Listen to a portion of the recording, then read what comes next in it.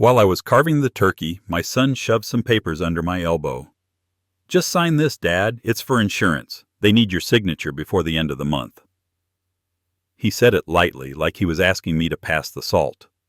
The knife glinted in my hand, the turkey skin crackling under the blade. Around us, the house buzzed with Thanksgiving noise. My grandchildren arguing about cranberry sauce, the TV murmuring from the living room, the smell of roasted garlic and thyme hanging in the air. I wiped my hand on a dish towel and took the papers. There were at least 10 pages, clipped neatly together. "Can it wait until after dinner?" I asked. Daniel's jaw tightened for a fraction of a second, just enough for a father to notice. Then he smiled again, the tight kind of smile that never reached his eyes anymore. "It's just a formality, Dad. I filled everything out already. Just sign on the last page." He tapped the bottom corner with his index finger. Behind him, his wife Melissa was arranging plates on the table. Every time he said, "Just sign," her shoulders stiffened. When she thought I wasn't looking, she watched me with a strange mixture of tension and expectation, like a gambler waiting for the roulette wheel to stop. "I'll look it over later," I said. "Dad, come on." Daniel lowered his voice. "The notary's expecting it tomorrow. It's insurance paperwork. You trust me, don't you?" That last sentence was a knife twist. I had trusted Daniel with everything once, my only son. The boy I taught to ride a bike, the man I watched walk down the aisle in the suit I paid for after his mother died. The man who had not visited me for 3 whole months last year because Melissa needed space from my negativity. "Of course I trust you," I said. "That's why I'll read it carefully." His lips pressed into a thin line, but he didn't push further. There were guests, and Daniel cared about appearances. Always had. "Whatever you say," he muttered, stepping aside so I could carry the turkey out. If you'd told me that morning that my own son would try to take my house, the house he grew up in, the house his mother died in, I would have laughed it off as a bad joke. But that was before I read what he put under my elbow. That was before I learned what his wife had done. And that was before I decided to take something back from him he never expected to lose. Not the house, his wife. After we said our words of thanks, we started dinner. The whole family together, just like the years when my wife Anne was still alive and everything felt simple. The turkey sat in the center like a golden trophy, mashed potatoes steaming, green bean casserole with the crunchy onions Daniel loved as a boy. My granddaughter Lily swung her legs under the chair. My grandson Josh piled his plate like he was preparing for winter. "Dad, you outdid yourself," Daniel said, too loud, too bright, the way people talk when they're trying to distract from something. Melissa sat next to him, elegant as always. Perfect dark hair, perfect nails, a dress that probably cost more than my monthly Social Security check. She smiled on cue, but her gaze kept sliding to the stack of papers I'd left on the sideboard. Her eyes were hawk eyes tonight. I ate, I talked, I laughed in the right places. I asked Lily about school and Josh about his soccer team. But a stone sat in my stomach, heavier than the turkey. I'd been an electrician for 40 years. Wires, circuits, schematics. Those were my languages. You don't spend a lifetime reading fine print on blueprints without picking up a healthy suspicion of any sentence that starts with, "Just sign here." The papers sat in my peripheral vision like a stain. Halfway through dinner, Melissa finally slipped. "Did you sign the insurance papers, Henry?" she asked, pouring herself more wine.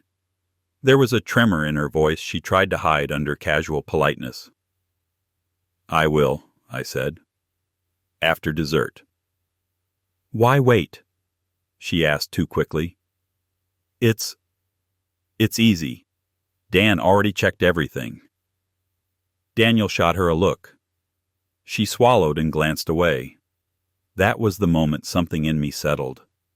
Whatever those papers were, they mattered to her. A great deal. I put my napkin down. "If you'll excuse me," I said, "I'll sign them now. Better not keep your notary waiting." Daniel forced a smile. Melissa's hand gripped her wineglass so tightly her knuckles went white. I took the stack from the sideboard, and walked down the hallway to my study.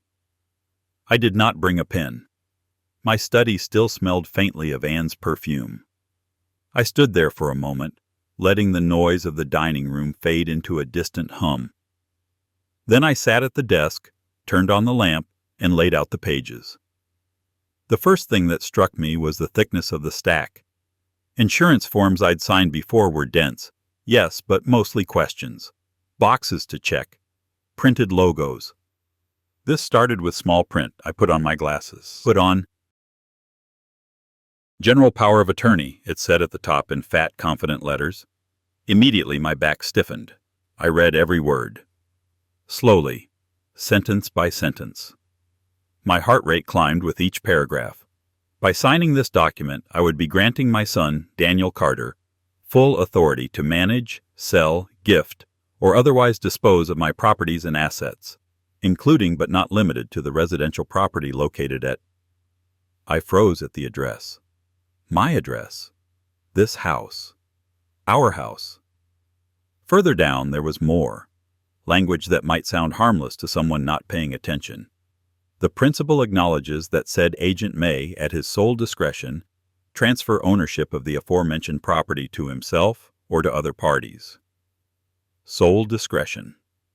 Transfer ownership. The insurance forms were nothing less than a loaded gun pointed at my life.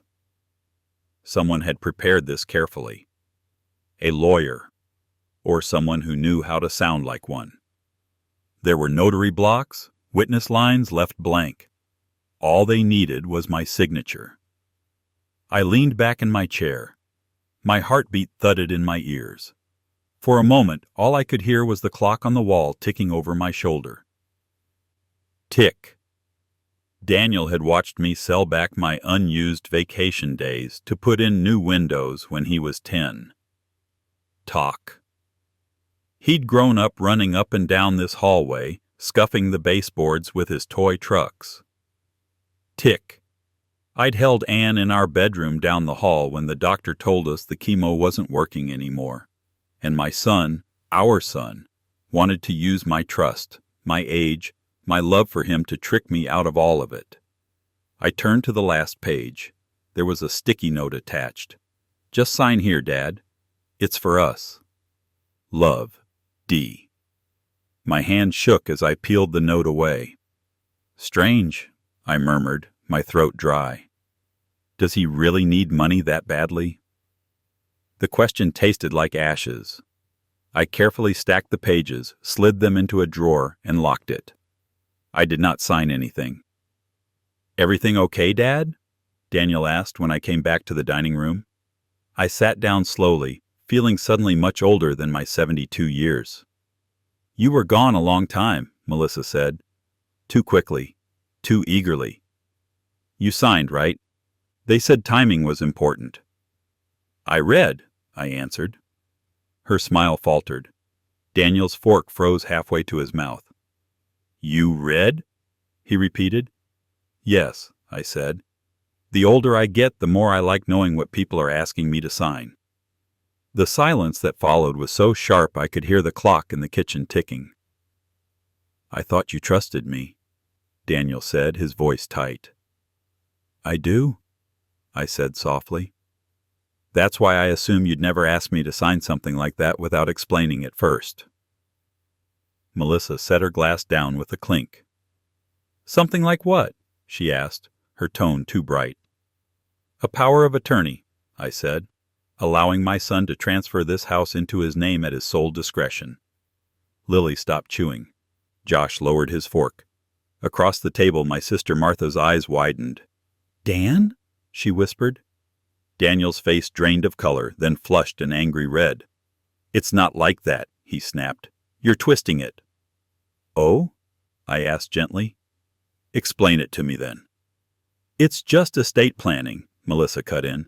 Everyone does this. You're getting older, Henry, and if something happens... Melissa, I said, I buried my wife in this house. I'm fully aware that something can happen. What I don't understand is why the papers had to be slid under my elbow while I was carving a turkey. Her mouth opened and closed soundlessly. Daniel pushed his chair back. The legs scraped harshly against the floor. "We'll talk about this later," he said. "Not in front of everybody." He stood and walked out of the dining room. Melissa hesitated, glared at me, and followed him. Nobody spoke for several long seconds. Martha finally cleared her throat. "Henry," she murmured, "I'm sure he didn't mean—" But in her eyes, there was the same look I felt in my own bones. Fear. Because it wasn't just about a house. It was about betrayal. About what your own child is capable of when they're desperate enough. I forced myself to smile for the grandchildren, to slice pie, to make small talk. But inside, something fundamental had shifted. A wire had finally burned out after years of overloading. I kept that smile on my face until the front door finally closed behind Daniel's family. And then I went to work. You don't spend 4 decades in construction and maintenance without learning things about people that have nothing to do with pipes and wires. You learn how to read the strained smiles of men in debt, the way project managers avoid eye contact when costs run over, the small tells that say more than any legal document. That night, I picked up the phone and began the quiet kind of investigation only old men know how to do. I called my younger sister first. Martha always heard everything before anyone else. "How bad is it?" I asked. On the other end of the line, she didn't pretend not to know what I meant. "You mean Daniel," she said, "and the money." I closed my eyes. "Yes." "Pretty bad, Henry." She sighed. "I didn't want to worry you. They said they'd talk to you when the time was right." "They tried," I said. She hesitated. "You know that wellness studio Melissa opened? The yoga, Pilates, spa juice thing?" I remembered. I'd written a check for $10,000 as support when they told me about their dream. Melissa had smiled and kissed my cheek, called me the best father-in-law in the universe. That was 4 years ago. "Of course," I said. "It failed," Martha whispered. "Last year. Quietly. She took out loans in her name and Daniel's, credit cards, lines of credit, some private investors. It never made a profit. They closed it and pretended it was a pivot to online coaching or something, but the debt stayed." My hand tightened around the receiver. "How much?" "I don't know exactly," she said. "But I heard Daniel talking to your cousin Mark at the barbecue in August. He mentioned being 6 figures deep, high 6 figures. 6 figures, high. Why didn't he come to me directly?" I asked. "Because," Martha said carefully, "Melissa told everyone you were done helping, that you'd refused to invest in her business in the beginning, and that you repeated you wouldn't throw good money after bad." "That's not true," I said. She turned down my conditions, yes. I wanted to see a proper business plan, not an inspo mood board. I never refused to help outright. "I know," Martha said, "but that's not what she told him." There it was. A small, steady poison drip over years, twisting words, rewriting history, turning a cautious father into a stingy old man in his own son's eyes. "Henry," Martha said softly, "he's not himself when he's with her. I've seen it. The way he looks at you. It's like she's loaded a script into his head and he's just running it."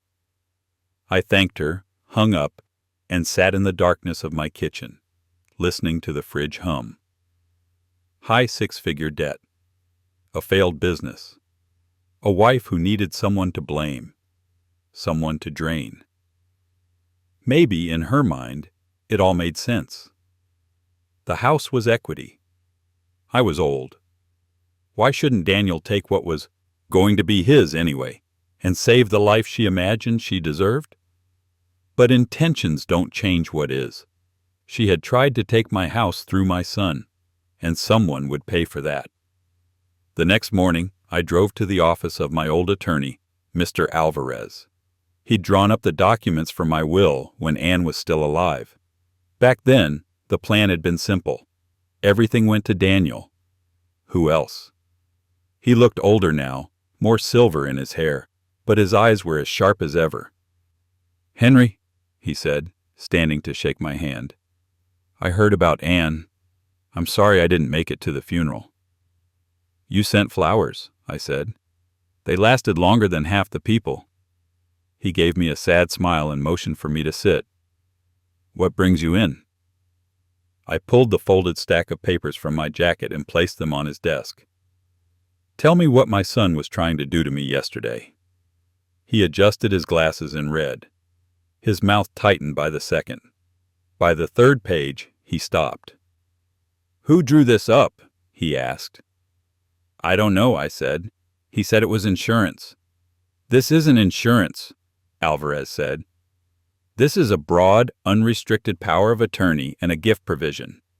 If you'd signed this, Daniel could have transferred your house to himself tomorrow, taken a mortgage on it, sold it, whatever he wanted. You'd have had no legal recourse."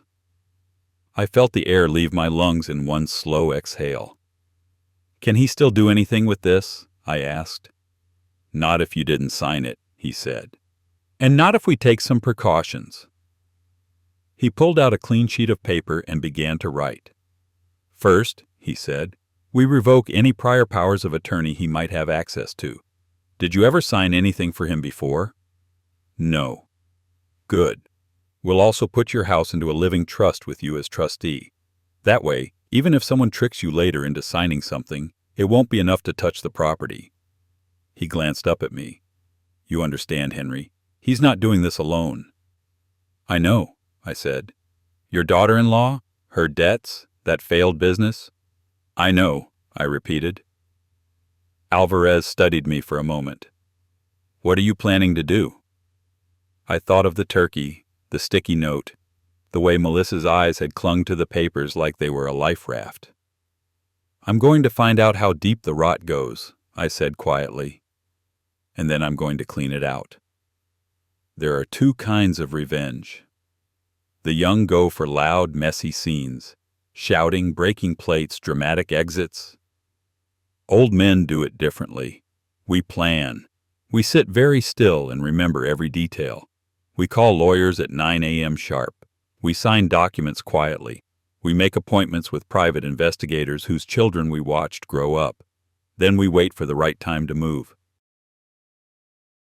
3 days after Thanksgiving, I sat across from a man named Frank Dempsey in a small office above a pawn shop.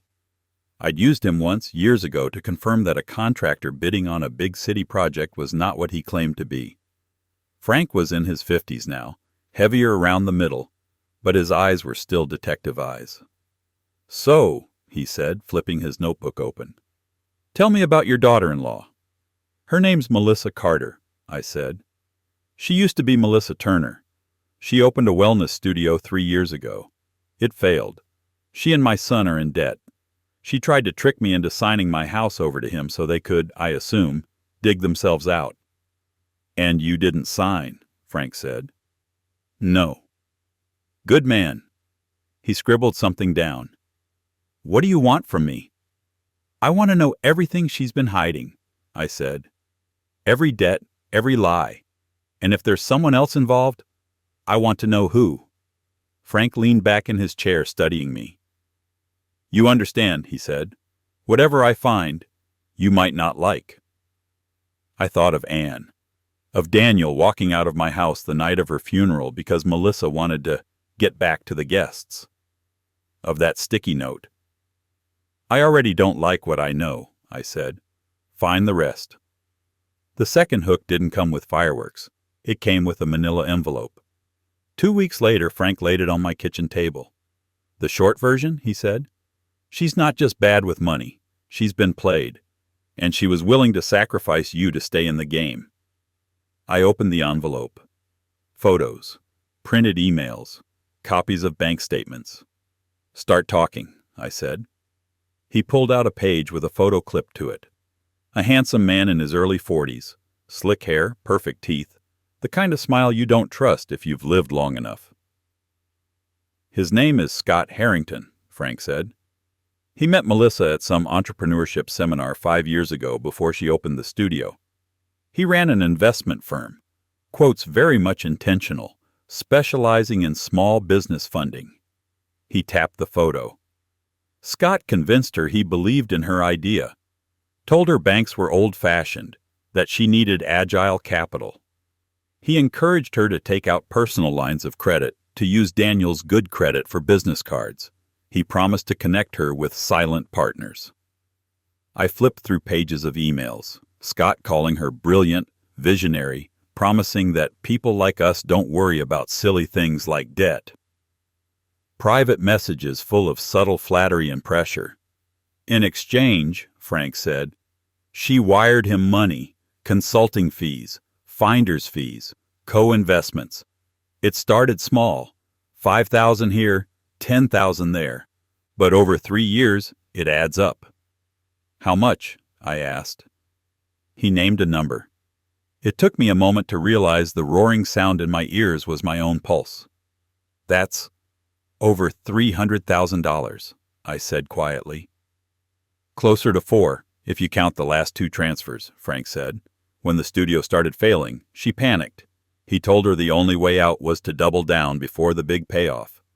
He flipped to another page. Then, about 8 months ago, he vanished, closed his local office, shut down his website, left the country. Best guess? South America. There are records of him flying to Costa Rica. No returns.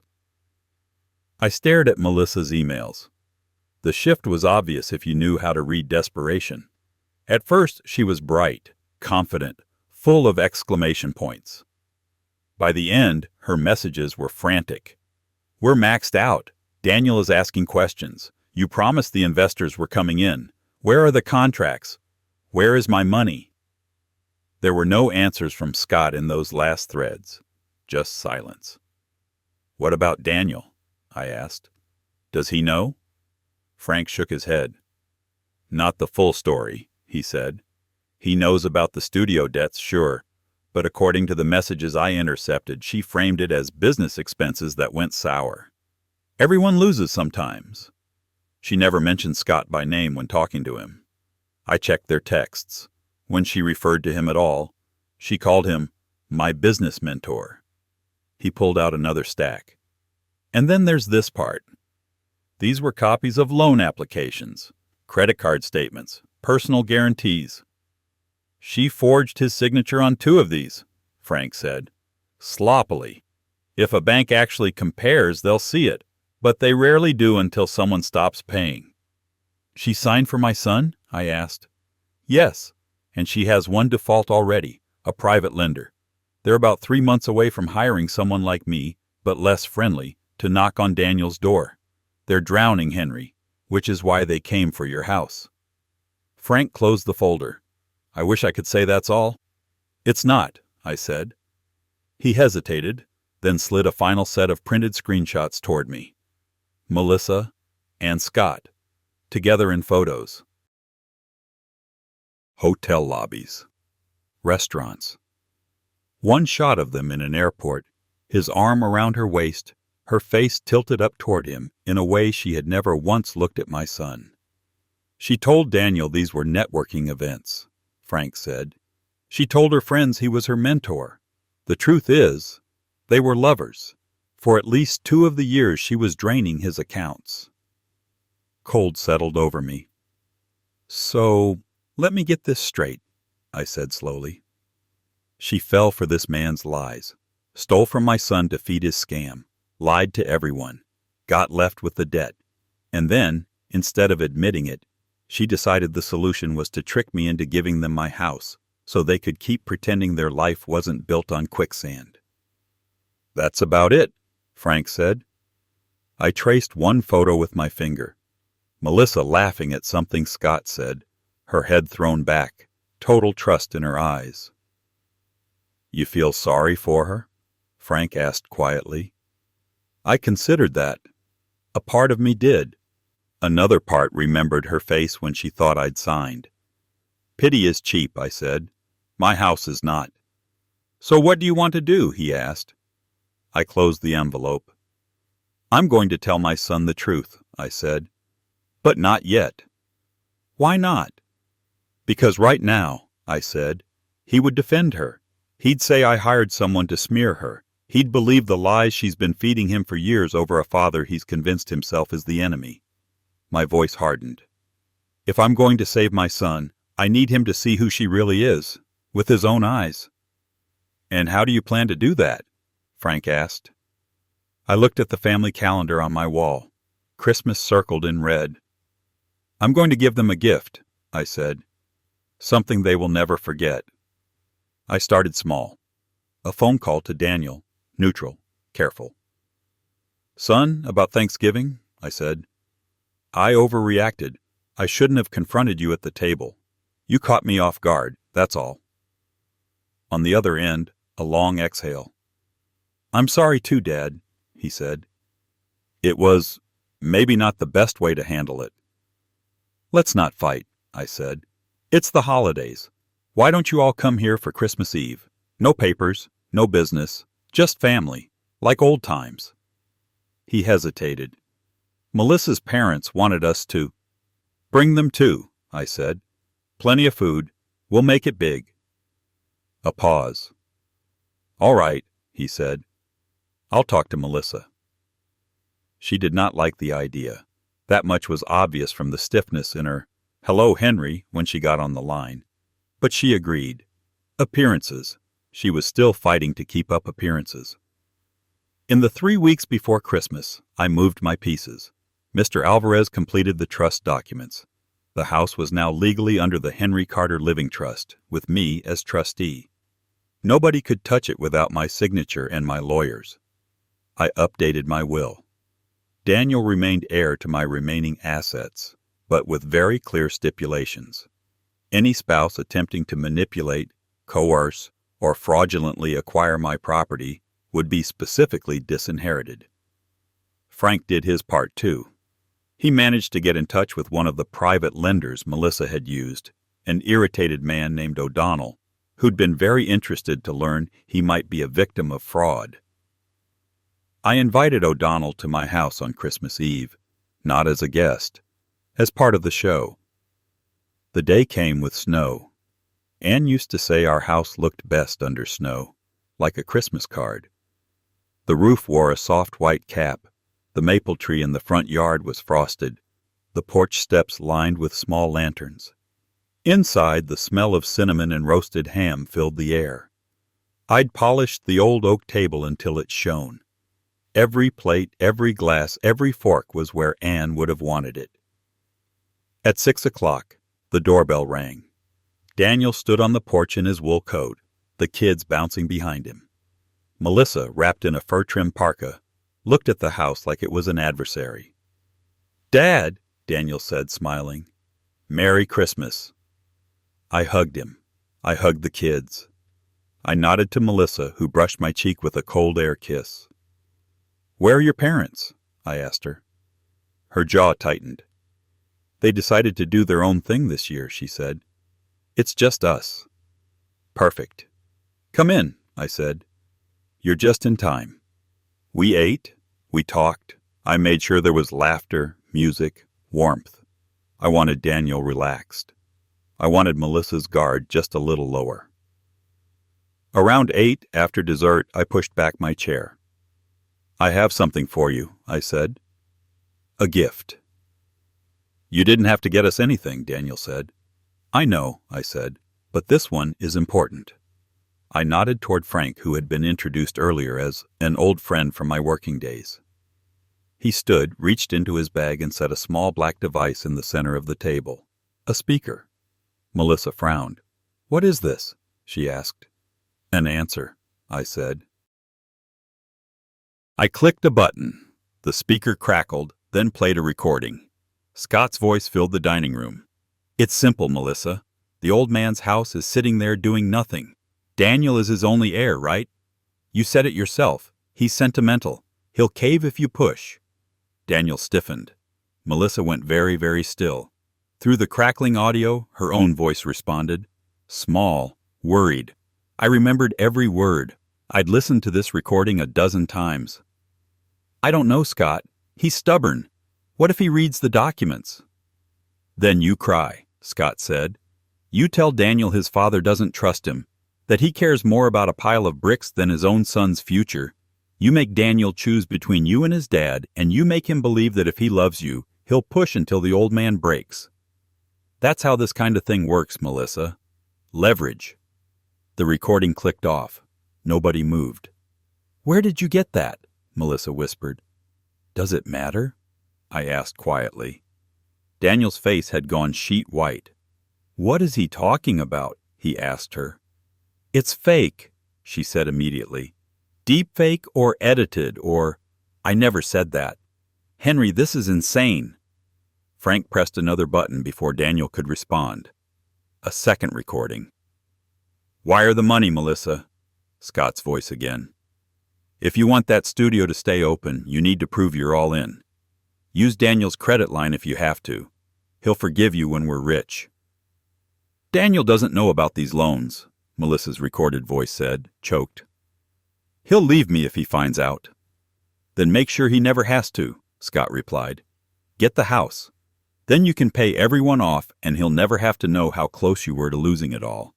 That's what love is, Melissa. Doing whatever it takes to keep things together. The recording ended with the faint sound of a kiss. Frank turned the speaker off. Silence. I set a folder on the table. Those are copies of the loans, I said. The forged signatures, the transfers to Scott's accounts, the photos of their business trips. Daniel stared at the folder like it was a snake. Open it, I said. He did. His hand shook as he flipped through the pages. The sound of paper filled the room. Melissa reached out once, then drew her hand back. Dan, she whispered. He's lying. Your father's always hated me. He's paying these people to... Daniel stopped on a page. His eyes darted back and forth. That's my social security number, he said hoarsely. You told me you'd never give that to anyone. I had to, she said, tears springing to her eyes on cue. It was for us, for our future. I didn't want to worry you. His gaze lifted slowly to her face. How much, Melissa? He whispered. How much debt are we in? She swallowed. It's not that bad. We just... How much? About 300,000, she said, barely audible. Frank cleared his throat. $412,678, he said. As of last month, not counting interest. Daniel flinched as if struck. You lied to me, he said. About the studio, about the loans, about the house, about him. He jabbed a finger at Scott's photo. It wasn't like that, Melissa protested, her mask cracking. He said, Enough, I said. I stood slowly, feeling the years in my knees, but not in my spine. Melissa, I said, you turned my son against me. You told him I was stingy, selfish, unwilling to help. You told him I didn't care about his family. You spoke with a man who stole from you while you plotted to steal from me. You tried to use my age and love to trick me out of the home I built with my wife. Her eyes blazed. You think I wanted any of this? She snapped. You think I woke up one day and said, let's ruin everything? I was trying to build something, to be more than some small-town nobody. Scott believed in me. He said you were old-fashioned, that you'd never understand. And he was right. And when he stole from you? I asked. When he left you with the debt? She laughed bitterly. I did what I had to do, she said. We have kids, Henry. They deserve a good life, not some cramped little existence. You have this big empty house and a pension. Why shouldn't you help us? You can't take it with you. Help, I repeated. Is that what you call forgery? Fraud? Manipulation? Tears slid down her cheeks, but there was something brittle behind them, like glass. I made mistakes, she said. Big ones. But everything I did for this family. Frank shifted. O'Donnell cleared his throat from the doorway, where he'd been standing unnoticed, his thick arms folded, his eyes cold. For your information, he said, forgery and fraud aren't just mistakes. They're felonies. And some of us are done waiting for our money." Melissa spun in her chair. "Who is that?" she demanded. "Mr. O'Donnell," I said. "One of your private lenders. He was very interested to know his loan might have been based on forged signatures." Color drained from her face. "You had no right," she whispered. "You had no right," Daniel said suddenly. We all turned to look at him. He'd pushed his chair back, palms flat on the table, eyes wet and wild. "You had no right," he repeated, voice rising, "to use my name, to use my father, to lie to me about everything." "I did it to save us," she insisted. "Save us." He laughed, a broken sound. "You were going to strip my father of his home and call it saving us?" "He'd die eventually," she snapped. "Then it would be ours anyway. This was just faster. Do you want Lily and Josh to grow up in a rental forever?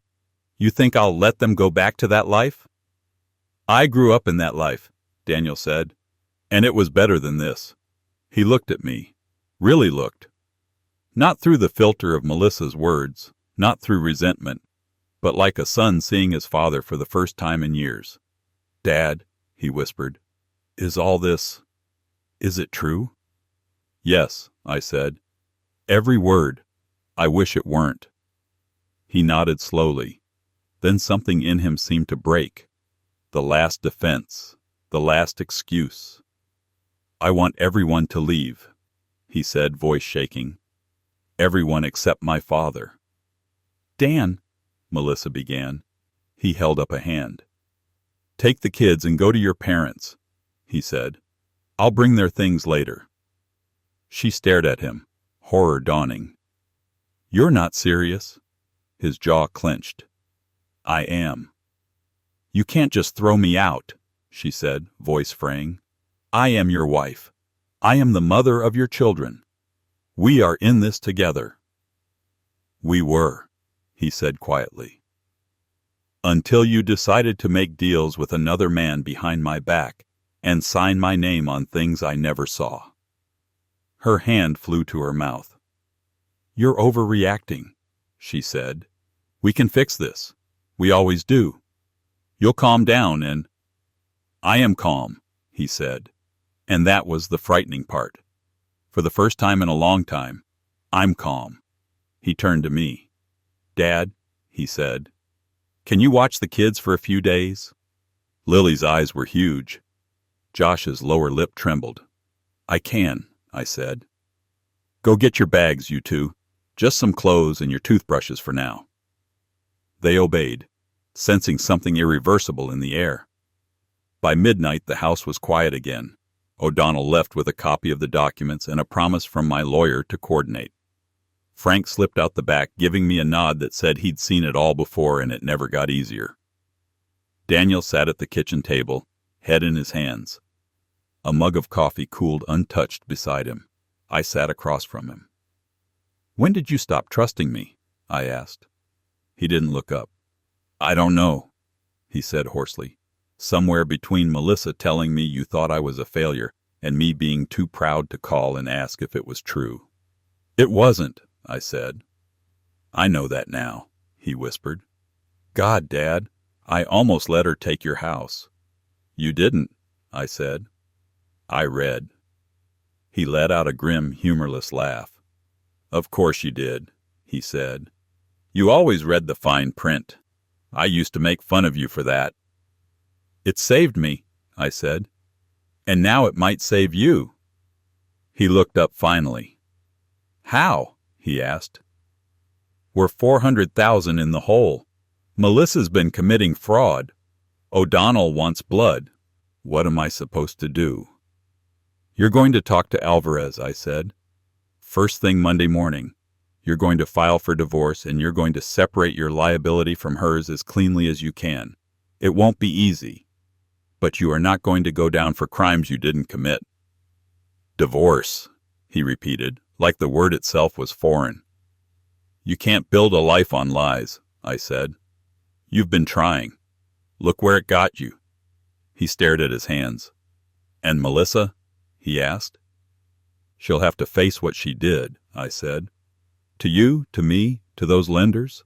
She wanted you to choose between her and your father. She gambled that you'd always pick her, no matter what. Tonight, she lost that bet." Tears spilled over onto his cheeks. My son, 42 years old, shoulders shaking like a boy again.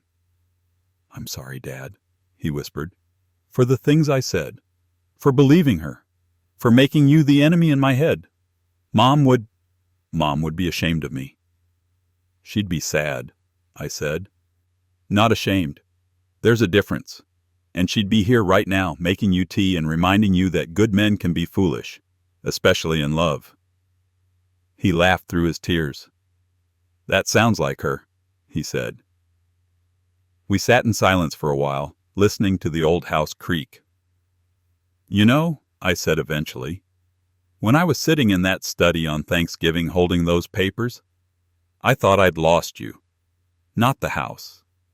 You can always build another house. But a son, that's harder." He swallowed. "You didn't lose me," he said. "You just had to take something from me first." "Oh?" I asked. "Melissa," he said quietly. I shook my head. "No," I said. "I didn't take her. She gambled you, this family, and my home on a man who left the country with her money. All I did was switch on the lights so you could see the table you'd been playing at." He nodded slowly. "Still feels like something broke," he said. "Sometimes," I said, "you have to break something before you can fix it properly." He glanced down the hallway toward the rooms where Lily and Josh were sleeping. "Do you think they'll hate me?" he asked. "For what's coming?" "If you tell them the truth in a way they can understand," I said. "If you show them every day that you are here, steady, loving, they'll be okay.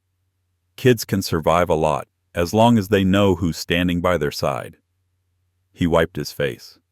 "Will you stand by mine?" he asked. I didn't answer with words. I reached across the table and put my hand over his.